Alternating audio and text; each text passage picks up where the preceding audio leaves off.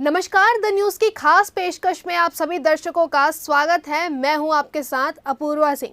हमारी इस खास पेशकश में हम हमेशा किसी न किसी एक विशेष व्यक्ति को बुलाते हैं किसी विशेष मुद्दे पर चर्चा करने के लिए। उसी कड़ी में इस वक्त हमारे साथ छत्तीसगढ़ की राजनीति से एक युवा नेता हमारे साथ मौजूद है, जिनसे हम जानेंगे कि किस तरीके से उनके जीवन की शुरुआत ही, प्रदेश में राजनीति का आखिर किस तरीके का दौर चल रहा है, समाज में क्या क्या कठिनाई है। इस वक्त हमारे साथ आरंग ब्लॉक के जनपद अध्यक्ष खिलेश देवांगन जी मौजूद हैं। खिलेश जी, बहुत बहुत स्वागत है आपका हमारे चैनल में। सबसे पहले खिलेश जी, मैं आपसे जानना चाहूंगी कि किस तरीके से आपकी राजनीति की शुरुआत हुई। सबसे पहले द न्यूज़ के साथी को नमस्कार। राजनीति की शुरुआत जो है, जब मैं पीजी में था, मैं ज्योग्राफी में पढ़ाई कर रहा था, तो अचानक राजनीति में जो है आने का अवसर मिला और उस दौरान जो है बहुत सारे संघर्ष करना पड़ा। शुरुआती दौर पे लोगों से मिलना, समथिंग हमारे ब्लॉक में 150 पंचायत हैं। उन पंचायत में एक एक गांव में जाके लोगों को जोड़ना, लोगों से मिलना, लोगों को छोटा मोटा काम करना, एक शुरुआत बहुत संघर्ष का दौर था जो है।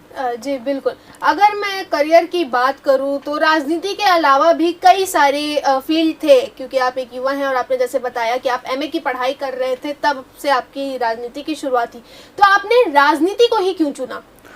शुरुआती दौर पे था, मैं एमए के साथ साथ जब एमफिल का एडमिशन के लिए यूनिवर्सिटी में गया तो उस समय राजनीति से उतना घनिष्ठ क्लोज नहीं हुआ था। लेकिन जो राहुल गांधी जी का जो सिस्टम था यूथ कांग्रेस में, एक नेता चुनो और नेता बनो का सिस्टम मेरे बहुत ज़्यादा प्रभावित किए। कि उस समय का दौर ऐसा था कि बड़ा लीडर लोग के साथ में जो इर्द गिर्द घूमने वाले हैं वही शहर के अध्यक्ष बनते थे, वही ब्लॉक अध्यक्ष बनते थे। तो उस समय जो ग्राउंड लेवल पे जो नीचे तबके मध्यवर्गीय परिवार के लोग हैं, उनको राजनीति से बहुत दूर रहना पड़ता था। तो वो सिस्टम मेरे को बहुत अच्छा लगा। फिर लोगों से लगातार लोगों के बीच में मिलना, लोगों के समस्याओं का निराकरण करना। फिर इलेक्शन हुआ तो मैं फर्स्ट चुनाव में यूथ कांग्रेस का निर्वाचित उपाध्यक्ष रहा। और उस समय एक बदलाव था कि राजनीति तो शुरुआत में बहुत घृणा की दृष्टि से देखता था, राजनीति लोग मतलब द्वेष भावना और वो था। लेकिन मैं एमफिल के पढ़ाई करते करते उसी बीच में राजनीति में आया तो मेरे को लगा कि समाज में कुछ बदलाव, राजनीति में कुछ बदलाव आना चाहिए, और जब तक युवा नहीं आएंगे तब तक संभव नहीं लगा। बिल्कुल। चूँकि आप एक युवा नेता है, राजनीति को बहुत अच्छे तरीके से समझते हैं, नई सोच है हमारी, तो किस तरीके से आपके काम करने का तरीका किस तरीके का रहता है? किन मुद्दों पे आप ज़्यादा काम करना पसंद करते हैं? शुरुआती दौर पे लोगों को मूलभूत समस्या रहती है ग्राउंड लेवल पे, अधिकतर जो है, चाहे वार्ड का हो या ग्रामीण स्तर पंचायत का, लोगों को छोटी छोटी समस्या है। कोई राशन का समस्या है, कोई जाति प्रमाण पत्र की समस्या है, कोई बिजली की समस्या है, कई तहसील का तो थाने का समस्या है। लेकिन मेन उसके साथ साथ मूलभूत आवश्यकता है सड़क, स्वास्थ्य, शिक्षा, बिजली की। इन मुद्दाओं पे लोगों को सुबह से हम लोग का उठना रूटीन रहता है, लोगों के बीच में जनसंपर्क रहता है। बहुत सारी ऐसे काम आते हैं जो है संबंधित अधिकारी को फ़ोन लगा के उस समस्या का निराकरण तत्काल पहल करना, और जब तक उनकी पहल नहीं हो जाती तो उन लोगों के बीच में हम कंटिन्यू कांटेक्ट में रहते हैं। और काम होने के बाद लोग फ़ोन करके बताते भी है कि भैया हमारा काम हो गया, तो हमको लगता है कि हमारी मेहनत सार्थक हुई। जी बिल्कुल।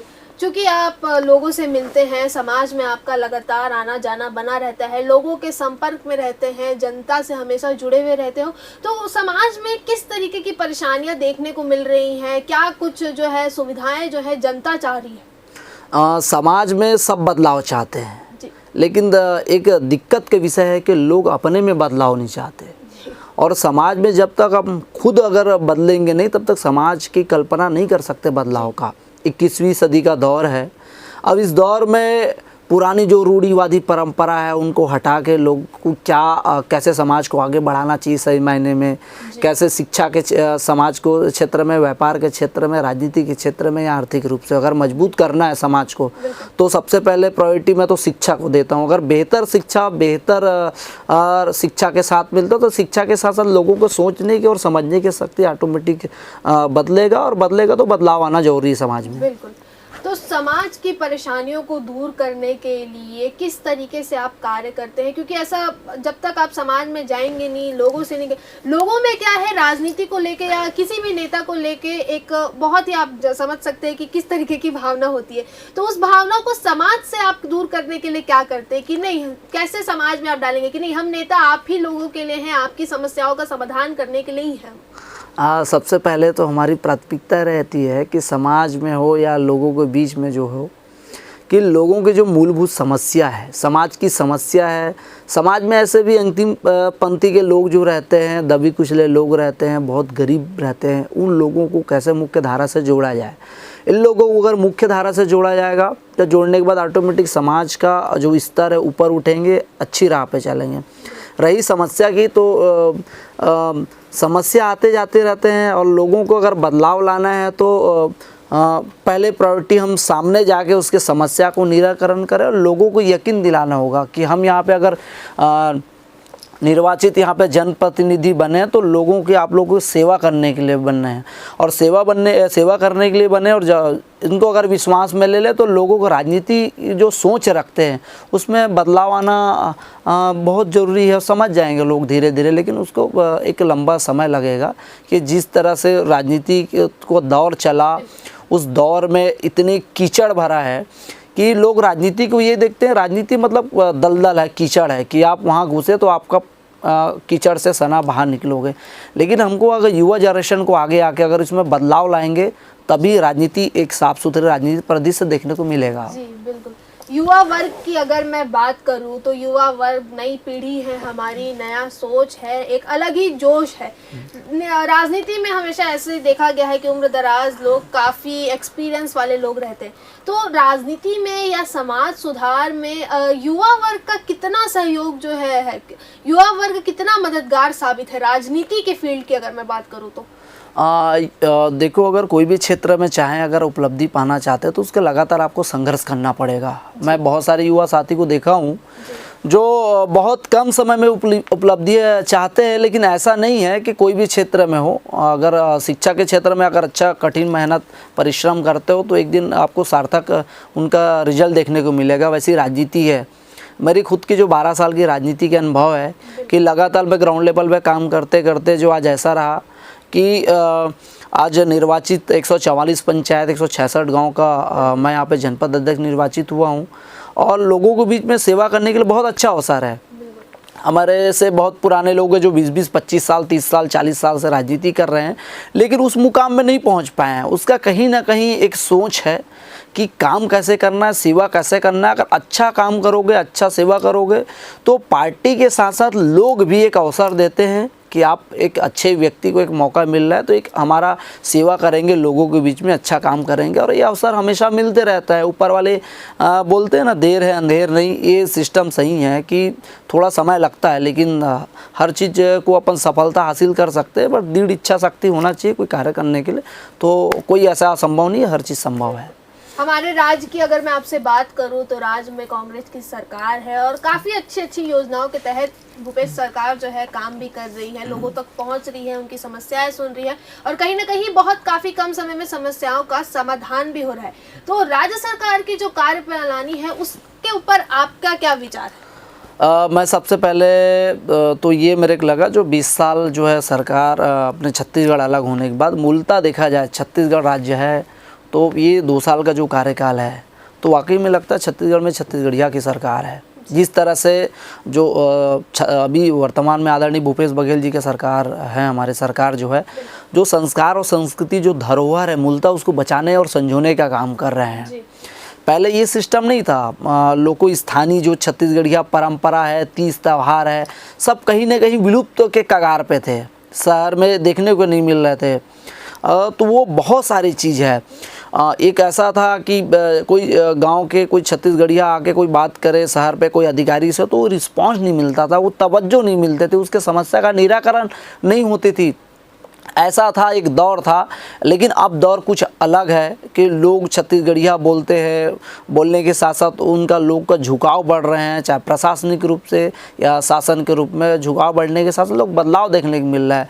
अभी का दौर ऐसा है कि लोग जानते नहीं थे कि इस शासन की बहुत बड़ी महत्वाकांक्षी योजना है गौठान, नरवा गरवा घुरवा बारी, इन योजनाओं को विलुप्त के कगार पे थे, लेकिन सरकार ने उसमें फोकस किया और प्राथमिकता के साथ कार्य भी हो रही है। आज गौठान जो है पूरा हिंदुस्तान में, छत्तीसगढ़ एक ऐसा राज्य है जो गौठान के माध्यम से लोग जानना शुरू कर रहे हैं। आज जो गौ माता जो रोड रास्ते पे ख़त्म हो रही थी, आज गौठानों के माध्यम से सुरक्षित है। उनके गोबर को 2-2 रुपया किलो में बेच रहे हैं। जो मवेशी बाहर घूम रहे थे, गौ माता घूम रहे थे, उनको आज उसको सुरक्षित स्थान पे जगह मिल रही है। उनके साथ साथ नारी शक्ति महिलाओं को भी एक रोजगार का अवसर मिला है। वह महिला समूह आप पे जाके देखिए, मेरे ही हमारे जनपद में एक बिहार है, यहाँ पे छेड़ी खेड़ी है, वहाँ पे महिला का समूह है। वहाँ पे बाड़ी का काम करते हैं, मोमबत्ती बनाने का, अगरबत्ती बनाने का, फेंसिंग का तार, साबुन बनाने का, वर्मी कंपोस्ट का एक रोजगार का अवसर दिए शासन ने, जो है सरकार ने।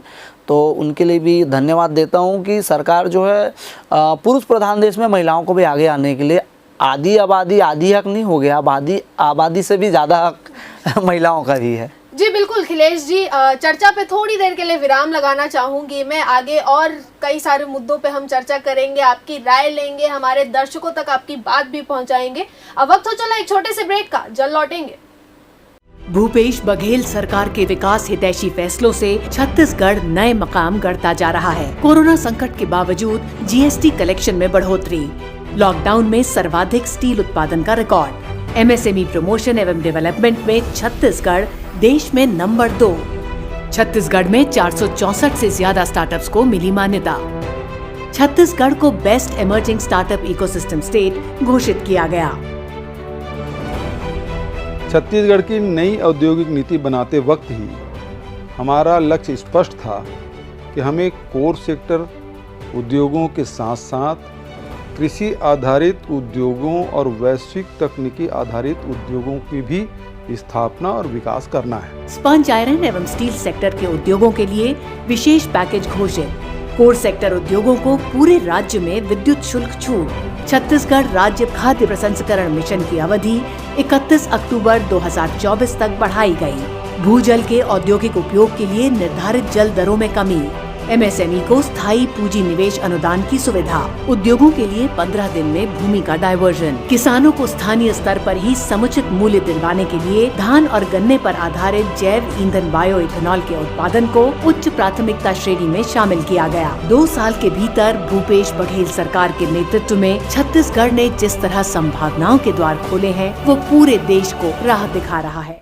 ब्रेक के बाद आप सभी दर्शकों का एक बार फिर से स्वागत है। आज के हमारे इस कार्यक्रम में हमारे साथ प्रदेश के एक युवा नेता मौजूद हैं, जिनसे हम चर्चा कर रहे थे राजनीति से जुड़े मुद्दों पर, जिनसे हम ये जानने की कोशिश कर रहे थे कि प्रदेश की राजनीति आखिर कैसी है, युवा वर्ग का राजनीति में किस तरीके का सहयोग रहता है, उनकी राजनीति के सफ़र की शुरुआत कैसे हुई, समाज में किस तरीके से वो बदलाव लाएंगे। उसी कड़ी को आगे जारी करते हुए एक बार फिर से खिलेश जी, आपका बहुत बहुत स्वागत है हमारे चैनल में। अब मैं आपसे ये जानना चाहूँगी कि पिछले 15 सालों तक जो है प्रदेश में बीजेपी की सरकार थी, राज्य में बीजेपी की सरकार थी, तो लीडिंग पार्टी को छोड़कर आपने कांग्रेस को ही क्यों चुना? मैं सबसे पहले ये बताना चाहूँगा कि उस समय सरकार तो नहीं थी, लेकिन एक जुड़ाव थी यूथ कांग्रेस का, मेंबरशिप का शुरुआत पे दौर था कि ग्रामीण अंचल पे या वार्डों पे कि एक दौर चल रही थी कि नेता बनो और नेता चुनो। उस दौर से लोगों से जोड़ना शुरू किया और जोड़ने के बाद एक अच्छा अवसर था कि 35 साल से कम उम्र के जैसे युवा साथी हैं, उनको यूथ कांग्रेस चुनाव लड़ने का मौका मिल रहा था, चाहे विधानसभा स्तर की बात हो, लोकसभा स्तर का या प्रदेश स्तर का। शुरुआती दौर था, मेंबरशिप शुरुआत किया, लोगों से जुड़ता गया, कारवा बनते गए। बहुत सारे ऐसे युवा साथी हैं जो हमारे साथ में जो पार्षद से लेकर एमपी से एमएलए तक बने हैं, ऐसे हमारे साथी हैं, हमारे कलीग लोग जो हैं। तो वो संघर्ष का दौर था और उस संघर्ष में रहता है जो कि बोलते हैं ना कि जब लोहा तप के निकलता है तो आकार बहुत अच्छी बनती है। वो ऐसा स्थिति निर्मित हुआ कि उस दौर पे अगर जो भी डिसीजन लिया बहुत अच्छा रहा, उसका सार्थक फल आज देखने को मिल रहा है। जी बिल्कुल। 12 साल से, पिछले 12 सालों से आप राजनीति में हैं, कई सारे दौर आपने देखे होंगे, कई सारी कठिनाइयों का सामना आपको करना पड़ेगा। छोटा सा मैं चाहूँगी कि अपने 12 साल के राजनीति के सफ़र को आप हमारे साथ अगर साझा करें तो। देखो, उस समय ऐसा था कि जब हम लोग लोगों को जनहित का मुद्दा लेके सड़क पर उतरते थे, तो सड़क पर हम लोग को पता नहीं रहता था कि उस धरना के दौरान, उस आंदोलन के दौरान हम कहाँ उस कोई थाना में रहेंगे या कहीं जेल चले जाएंगे। बहुत सारा ऐसा कठिनाइयों का सामना करना पड़ा कि कई बार ऐसा मामलाएं बन जाती थी, 3-3, 4-4 धाराएं लग जाती थी, तो 4 रोज़ 5 रोज़ तक तो हमको जेल, सेंट्रल जेल में ही काटना पड़ता था। एक समय था कि हम शराबबंदी के लेके बीच में विरोध किए थे जो है, तो 4 दिन तक जेल में ही रहना पड़ा, रायपुर सेंट्रल जेल पे। चुनाव में हम जगदलपुर गए तो जगदलपुर पे ऐसी घटना हुई, हम 2-3 दिन तक तो जेल, वही जगदलपुर के जेल में रह गए। वैसे बिलासपुर के एक कार्यक्रम में गए थे आंदोलन के दौरान, वहाँ भी जेल में रह गए। तो उस समय संघर्ष के दौर में हमको खुद पता नहीं रहता था। लोगों को एक हमारे तत्परता ये रहती कि लोगों की समस्या, लोगों को मूलभूत आवश्यकता जो शासन को अवगत कराना था। एक विपक्षी पार्टी होने के बाद महत्वपूर्ण भूमिका रह जाती है कि अगर शासन लोगों को हित को अगर नज़रअंदाज कर रहा है तो उसको प्राथमिकता से उस बात को, मुद्दा को उठाना। उसके लिए हम ये नहीं सोचते थे कि हम परिणाम क्या होगी, चाहे जेल जाना पड़े या लाठी खाना पड़े। उस दौर से हम संघर्ष किए और गुजरे उस। बिल्कुल, आपके राजनीति हर इंसान के जीवन में किसी न किसी एक ऐसा इंसान होता है जिसको देखकर वो कई सारी चीज़ें सीखता है, जिसको देखकर उसको प्रेरणा मिलती है। तो आपके जीवन की अगर मैं बात करूं तो आपके प्रेरणा स्रोत कौन है? मैं सबसे पहले ये बताना चाहूँगा कि मैं पढ़ाई के दौर पे था, पीजी में था जी। तो राजनीति में अगर मैं कोई प्रेरणा स्रोत मिला तो राहुल गांधी जी। अच्छा जी। उनकी बातों को लेकर कई लोग ऐसे अफवाहें हैं, सोशल मीडिया के माध्यम से बहुत सारी टिप्पणी क्राफ्टिंग करके सब पेश करते हैं, उसको मैं यकीन नहीं करता। उस बात में सच्चाई है उनकी, जो बोलते हैं वो करते हैं ग्राउंड लेवल पे। वो मैंने देखा, बहुत बारीकी से समझा है कि बाहर से पढ़ने के बाद लोगों की क्या आवश्यकता है, क्या चाहते हैं लोग। जिस समय 2018 में स्टेट में चुनाव चल रही थी, उस समय राहुल गांधी जी का स्पीचे जो लोगों की आवश्यकता जो देखे थे वो बोले और हुआ जो है। आज देख लीजिए छत्तीसगढ़ सरकार का जो बोले थे, किसानों का कर्जा माफ, बिजली बिल हाफ, पानी भरने का जो बहुत सारी ऐसा है जो मैनिफेस्टो में कि आज 36 घोषणाओं में 24 घोषणाएं जो पूर्ण हुए हैं। तो ये कहीं ना कहीं आदमी की जो इच्छा शक्ति है, बात करने का तरीका है, लोगों का काम करने का तरीका है। राहुल गांधी जी वो मैं बहुत अट्रैक्टिव रहा मेरा लाइफ में जो है। जी बिल्कुल। अगर आपके अब राजनीति में आपके संघर्षों की बात हो गई, आपके प्रेरणा स्रोत की भी बात हो गई, लगातार आप समाज के लिए, अपने लोगों के लिए काम करते ही जा रहे हैं। आगे किस तरीके से आपकी कार्यप्रणाली है, किस तरीके से आप कार्य करेंगे, क्या विशेष मुद्दों को लेकर आप आगे काम करने वाले हैं? मूलतः जिस दिन चुनाव जीतने के बाद मैं जो है लोगों की समस्या क्या है जी, छोटी छोटी समस्या रहती है, सड़क, स्वास्थ्य, शिक्षा की पहले प्रायोरिटी वही रहता है। और समाज में शिक्षा का स्तर बढ़ाने के लिए अगर 2-3 महत्वपूर्ण मुद्दे अगर आगे बढ़ाते हैं एक जनप्रतिनिधि होने के नाते, तो चाहे सामाजिक रूप से या राजनीतिक रूप से हर क्षेत्र से परिपक्व हो जाएंगे। बेहतर शिक्षा, बेहतर लोगों को स्वास्थ्य, सड़क, शिक्षा ये मुहैया करा दे तो फिर हर क्षेत्र में अपन विकास कर सकते हैं। ये मेन उद्देश्य, मूल उद्देश्य जी। एक छोटा सा सवाल मेरे जहन में आ रहा था कि प्रदेश में इन दिनों जो है लगातार युवा जो है वो नशे की ओर काफ़ी ज़्यादा अग्रसर होते जा रहे हैं। हर दिन कहीं ना कहीं से हमें ऐसी खबरें मिलती ही जा रही है। तो किस तरीके से ये प्रदेश के युवा जो हैं अपने करियर को छोड़ के, अपने भविष्य को छोड़ के ये किस राह पर आखिर चल रहे हैं? इनका देखा जाए तो मूलतः लोग अपने ऊपर रहते हैं कि किस दिशा में जाना चाहते हैं। कुछ जगहें ऐसे हैं जो मिसगाइड कर देते हैं, लोगों को दिग्भ्रमित कर देते हैं, लोगों को थोड़ी सी लालसा, थोड़ी सी लालच जो ऐसे हैं कि एक रास्ता भटका देते हैं। और समाज में ऐसे कई असामाजिक तत्व लोग भी रहते हैं जो मुख्य धारा से भटकाना चाहते हैं लोग को। ये कहीं ना कहीं युवाओं का जो जोश जो है, जो जुनून जो है, जो सार्थक रूप से सही दिशा में जाना चाहिए, वो सही दिशा में नहीं जाके असामाजिक तत्व रूप में देखने को मिल रहा है। तो इसमें शासन से भी उम्मीद अपेक्षा करता हूँ, इस पर एक गाइडलाइन जो है, मतलब वो कैरियर जो है ऐसा कुछ कैंपेनिंग स्टार्ट करना चाहिए चाहे लोगों को क्या है शिक्षा या फिर आप स्वास्थ्य या व्यापार या बिजनेस में ऐसा एक रास्ता चुने जो असामाजिक तत्व रूप में जो काम होने वाले वो कहीं ना कहीं फिर अलग हटते जाएंगे, जो है दूर होते जाएंगे। बिल्कुल।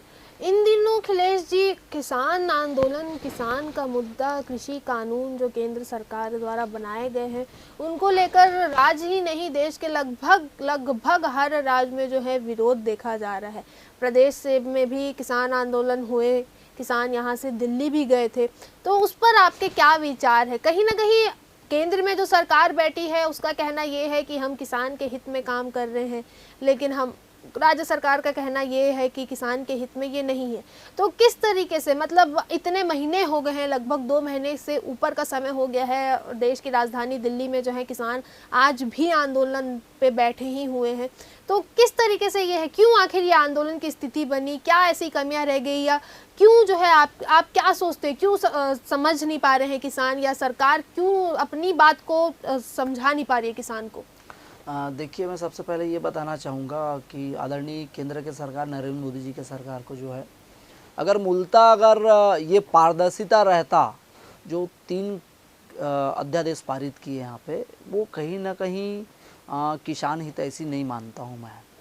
इसका कारण ये है कि जो न्यूनतम समर्थन मूल्य के जो उल्लेख होना चाहिए, वो 3 अध्यादेश में कहीं भी एक लाइन न्यूनतम समर्थन मूल्य का उल्लेख नहीं है, पहली बात। दूसरी महत्वपूर्ण बात ये है, कानून जो है संविधान मांगते हैं कि कौन सी कानून पारित हो गई है। मेरे ख्याल से अच्छे भाषण देने से और अच्छे बोलने से कोई संविधान या कानून बनते नहीं हैं। अगर मैं आज बता दूं, अगर कोई किसान अगर याचिका दायर करते हैं कि हमको ये न्यूनतम बाजार समर्थन मूल्य नहीं मिला करके, तो न्याय प्रणाली में मजिस्ट्रेट साहब एक सिरे से खारिज कर देंगे कि कहीं पे संविधान में एक जगह न्यूनतम समर्थन बाजार मूल्य का उल्लेख नहीं है। तो सबसे पहले मैं तो इस आपके स्टूडियो के माध्यम से बोलना चाहूँगा, न्यूज़ के माध्यम से, कि सरकार को इसमें पारदर्शिता लाना चाहिए कि न्यूनतम समर्थन मूल्य के उल्लेख होना चाहिए, निजीकरण से बचना चाहिए। आज शासन जो है कांग्रेस के 70 साल के कार्यकाल में देखो, ये सुई से लेकर जहाज़ तक बनी, और आज ऐसा हो रहा है कि हर एक प्रशासनिक चीज़ जो है, शासकीय चीज़ जो है निजीकरण पे जा रहे हैं। ये न कहीं दुर्भाग्य है। आने वाले समय में भारत देश की अर्थव्यवस्था क्या स्थिति होगी उसकी भगवान भरोसा में।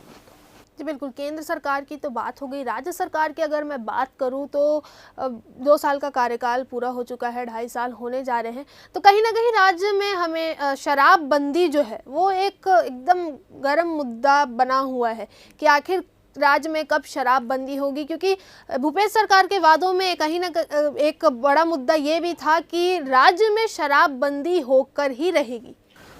मैं तो शुरू से ही शासन बोल रहे, और मैं भी बोलना चाहूँगा कि आदरणीय भूपेश बघेल जी की इस 5 साल के कार्यकाल में शराबबंदी होगी, और पूर्ण रूप से हम समर्थन में हैं, और होना भी चाहिए जो घोषणा में लाए हैं। शराबबंदी एकाएक नहीं किया जा सकता कि सामाजिक आर्थिक रूप से बहुत सारी एक दायरा देखी जाता है। अचानक शराबबंदी से बहुत सारे नुकसाने भी है। अगर लोग देखा जाए जो धीरे धीरे उनको कैसे सोशल वर्कर के माध्यम से लोगों से एक कमिटी, MLA आपका विधायक जी है और सामाजिक कार्यकर्ता, उन लोगों के बीच कमेटी गठन हुआ है। उस कमेटी में कौन कौन से बिंदु में काम किया जाए, लोगों को कैसे शराबबंदी किया जाए, कमेटी के बाद जो निष्कर्ष आएगी तो धीरे से शराबबंदी होगी। और दूसरी बात है, छत्तीसगढ़ को अगर समृद्ध बनाने के लिए जो एक बेहतर सरकार ने एक अमल किए हैं, किसानों का जो समर्थन मूल्य है, जो है राजीव गांधी न्याय योजना के तहत जो 2500 रुपये समर्थन मूल्य की बात कर रहे हैं। आज मैं बताना चाहूँगा, हिंदुस्तान में पूरे छत्तीसगढ़ एक इकलौता राज्य है जो 2500 रुपया धान खरीदी किया जा रहे हैं। 3 किस्त तो राजीव गांधी न्याय योजना के तहत दे दिए, एक किस्त जो आने वाले मार्च में उसका 4था किस्त भी मिल जाएंगे। इससे किसान का जो आर्थिक लागत है उससे समृद्ध होते जा रहे हैं, मूल्य लागत अधिक मिल रहा है। जैसे पहले देखे होंगे, चुनाव के पहले 6 साल पहले नरेंद्र मोदी जी ने घोषणा किए थे, बोले थे किसानों की आय दोगुनी होगी, फसलों की वृद्धि होगी, लेकिन ये सब देखने को नहीं मिल रहा है। अगर किसान को समृद्ध बनाना चाहते हैं, समर्थन मूल्य आप स्वामीनाथन समर्थन मूल्य लागू कीजिए अगर किसान को वाकई में हित ऐसी है तो। जैसे राज्य सरकार हमारे देख रहे हैं कि आपको समर्थन मूल्य के अलावा राजीव गांधी न्याय योजना के तहत किसानों को पैसा दे रहे हैं किस्तों के माध्यम, कि हमारा किसान समृद्ध हो, मजबूत हो, क्योंकि मूलतः पूरे भारत देश में कृषि प्रधान देश है, और जब तक कृषि में कृषक को अगर मजबूत नहीं करेंगे तो भारत देश की समृद्ध होने की कल्पना अपन नहीं किया जा सकता। जी बिल्कुल, चूँकि आप एक युवा नेता है तो मैं चाहूँगी कि आप हमारे प्रदेश के जो युवा हैं, जिनको हम भविष्य बोलते हैं कि देश का भविष्य युवा ही है, उनके लिए कुछ संदेश, कुछ विचार, कुछ राय अगर आप देना चाहें। मैं सबसे पहले आपके चैनल के माध्यम से बताना चाहूँगा कि तमाम युवा साथी जो हर एक लाइन, हर एक दिशा, हर का महत्वाकांक्षी रहता है, चाहे शिक्षा के क्षेत्र में, कला के क्षेत्र में, संस्कृति के क्षेत्र में, खेल के क्षेत्र में, जिस दिशा में आगे बढ़ना चाहते हैं, अपनी काम बखूबी ईमानदारी से, कठोर परिश्रम, ईमानदारी के साथ, निष्ठापूर्वक अगर काम करेंगे तो दुनिया में कोई ऐसा असंभव चीज़ नहीं है, हर चीज़ संभव है। बस एक सही समय का इंतज़ार करना पड़ता है और लगातार मेहनत करोगे तो उसका प्रतिफल भी मिलता है। तो मैं आप लोग से यही बोलना चाहूँगा आपके स्टूडियो के माध्यम से, आप जिस दिशा में जाना चाहते हैं, अच्छी शिक्षा की दिशा में, उसमें बेहतर लगन से मेहनत करें तो आपको ज़रूर सफलता मिलेगी। जी बहुत बहुत धन्यवाद आपका अखिलेश जी, हमारे साथ जुड़ने के लिए, हमारे सवालों का जवाब देने के लिए। तो ये थे हमारे साथ आरंग ब्लॉक के जनपद अध्यक्ष अखिलेश देवांगन जी, जिनसे हमने जाना कि राजनीति क्या, आखिर किस तरीके की राजनीति प्रदेश में हो रही है, उनकी राजनीतिक शुरुआत किस तरीके से हुई, क्या क्या मुद्दे पे वो काम करते हैं, किस तरीके से आगे काम करेंगे, प्रदेश में प्रदेश की तरक्की आखिर कैसी हो। इसी तरह आप बने रहिए हमारे साथ, हम इसी तरह आपके साथ जुड़ते रहेंगे अलग अलग मुद्दों के साथ। अभी के लिए बस इतना ही। अब मैं अपूर्वा सिंह आपसे लूँगी इजाज़त, तब तक के लिए आप बने रहिए हमारे चैनल के साथ, द न्यूज़।